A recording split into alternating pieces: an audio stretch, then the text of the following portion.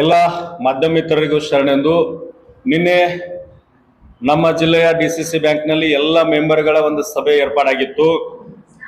ನಾವು ಬಹಳಷ್ಟು ಸಾರಿ ಡಿಸಿಸಿ ಬ್ಯಾಂಕಿನ ಅಧ್ಯಕ್ಷರಿಗೆ, ಈಗ ಸದ್ಯ ಇರ್ತಕ್ಕಂಥ ಅಧ್ಯಕ್ಷರಿಗೆ ಹೋದ್ ಸಾರಿ ಮಾತನಾಡುವಾಗ ರೈತರಿಗೆ ಸಾಲ ಕೊಟ್ರ ಬ್ಯಾಂಕ್ ನುಕ್ಸಾನ್ ಆಗ್ತದ ಅಂತ ಹೇಳಿದ್ರು. ನಾವೆರಡು ಸಾರಿ ತಮ್ಮ ಮಾಧ್ಯಮದ ಮೂಲಕ ಎಚ್ಚರಿಕೆ ಕೊಟ್ಟಾಗ ಬಹಿರಂಗ ಸಭೆಯೊಳಗ ಕ್ಷಮೆಯನ್ನು ಕೇಳಿದ್ರು. ಆದರೂ ಕೂಡ ನಾನು ಈಗ ಸದ್ಯ ಇರ್ತಕ್ಕಂಥ ಅಧ್ಯಕ್ಷರಿಗೆ ನೇರವಾಗಿ ಎಚ್ಚರಿಕೆ ಮೂಲಕ ಒಂದು ವಿನಂತಿಯನ್ನು ಮಾಡ್ಕೊಳ್ತೀನಿ. ಎಷ್ಟು ಬ್ಯಾಂಕ್ಗಳ ಹಾಳಾಗ್ಯಾವ ಈಗಾಗಲೇ. ಇದು ರೈತರ ಬ್ಯಾಂಕ್, ಸರ್ಕಾರದ ಸ್ವಾಧೀನದೊಳಗೆ ಇರ್ತಕ್ಕಂಥ ಬ್ಯಾಂಕ್ ಇದು. ನಾನು ತಮಗೇನ್ ಎಚ್ಚರಿಕೆ ಕೊಡ್ತೀನಿ ಅಂತಂದ್ರೆ, ಹಾಳಾಗಿರ್ತಕ್ಕಂಥ ನುಕ್ಸಾನ್ ಆಗಿರ್ತಕ್ಕಂಥ ಫ್ಯಾಕ್ಟರಿಗಳಿಗೆ ಸಾಲ ಕೊಡ್ಲಿಕ್ಕೆ ನಿಮ್ಗೆ ಅಧಿಕಾರ ಕೊಟ್ಟಂತವ್ರು ಯಾರು? ಸಾಮಾನ್ಯ ಉದಾಹರಣೆಯನ್ನು ಕೊಡ್ತೀನಿ ನಾನು. ಬಹಳಷ್ಟು ಫ್ಯಾಕ್ಟರಿಗಳು ಲಾಸ್ ಆಗಿ, ಲಾಕೌಟ್ ಆಗಿ, ಹಾಳಾಗಿ ಎಲ್ಲಾ ಹಣವನ್ನ ಮುಳಿಸ್ಕೊಂಡಿರ್ತಕ್ಕಂಥ ಫ್ಯಾಕ್ಟರಿಗಳಿಗೆ ನೀವು ಯಾಕೆ ಸಾಲ ಕೊಡ್ತಾ ಇದ್ದೀರಿ? ಮೊದಲು ನಿಮ್ಗೆ ಎಚ್ಚರಿಕೆ ಕೊಡ್ತೀನಿ. ನಾನು ಬಿಜೆಪಿ ಅಲ್ಲ, ಕಾಂಗ್ರೆಸ್ ಅಲ್ಲ, ಜೆಡಿಎಸ್ ಅಲ್ಲ, ಈ ನಾಡಿನ ಸಮಸ್ತ ಅನ್ನದಾತರ ಪರವಾಗಿ ನೇರವಾಗಿ ಮಾತನಾಡ್ತಾ ಇದ್ದೀನಿ. ಒಂದು ನಿಮ್ಗೆ ಉದಾಹರಣೆಯನ್ನು ಕೊಡ್ತೀನಿ.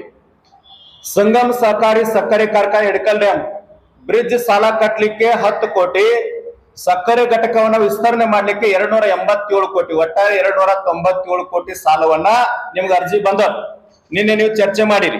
ಈ 297 ಕೋಟಿ ರೂಪಾಯಿ ಸಾಲವನ್ನ ಅಣ್ಣಾ ಸಾಹೇಬ್ ಜೊಲ್ಲೆ ಅವರು ಸಾಲ ಕೊಡೋದಾದ್ರೆ ಎಚ್ಚರಿಕೆ ಕೊಡ್ತೀನಿ. ನಮ್ಮ ಡಿಸಿಸಿ ಬ್ಯಾಂಕಿನ ಸಾಲ ಕೊಡುವಾಗ ಅದಕ್ಕೇನು ಡಾಕ್ಯುಮೆಂಟ್ ಹಚ್ಚ್ರಿ ಅಂದ್ರೆ ನಿಮ್ ಬೀರೇಶ್ವರ ಬ್ಯಾಂಕಿನ ಸಂಪೂರ್ಣ ಡಾಕ್ಯುಮೆಂಟ್ ಹಚ್ಚ್ರಿ, ನಿಮ್ ಮನೆ ಆಸ್ತಿ ಪತ್ರ ಹಚ್ಚಬೇಕು.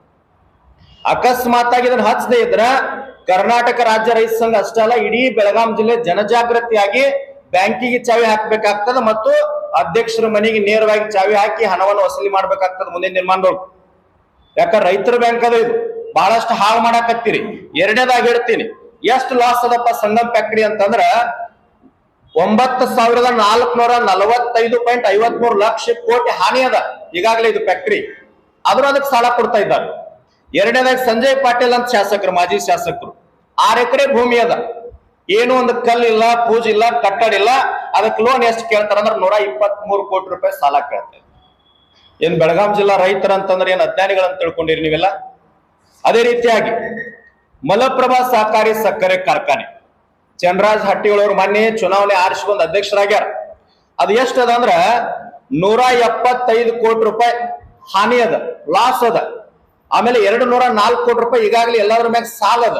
ಅದಕ್ಕೆ ಎಷ್ಟು ಸಾಲ ಕೇಳ್ತಾರ ಅಂತಂದ್ರ 75 ಕೋಟಿ ರೂಪಾಯಿ ಸಾಲ ಕೇಳ್ತಾರ, ದುಡಿಯೋ ಬಂಡವಾಳ ಅಂತ ಹೇಳಿ. ಅದೇ ರೀತಿಯಾಗಿ ಹರ್ಷ ಶುಗರ್ಸ್ ಅಂತೇಳಿ ದುಡಿಯೋ ಬಂಡವಾಳಕ್ಕಾಗಿ 50 ಕೋಟಿ ಸಾಲ ಕೇಳ್ತಾರೆ. ಅತನಿ ಶುಗರ್ಸ್ ಕೆಂಪಾರ ನವಲಿಹಾಳ ಅಂತೇಳಿ ಇದಕ್ಕೆ 32.75 ಕೋಟಿ ರೂಪಾಯಿ ಸಾಲವನ್ನ ಕೇಳ್ತಾರೆ. ಅರ್ಜಿ ಬಂದ ನಿನ್ನೆ ಚರ್ಚೆ ಮಾಡ್ಯಾರ ಇವರೆಲ್ಲ.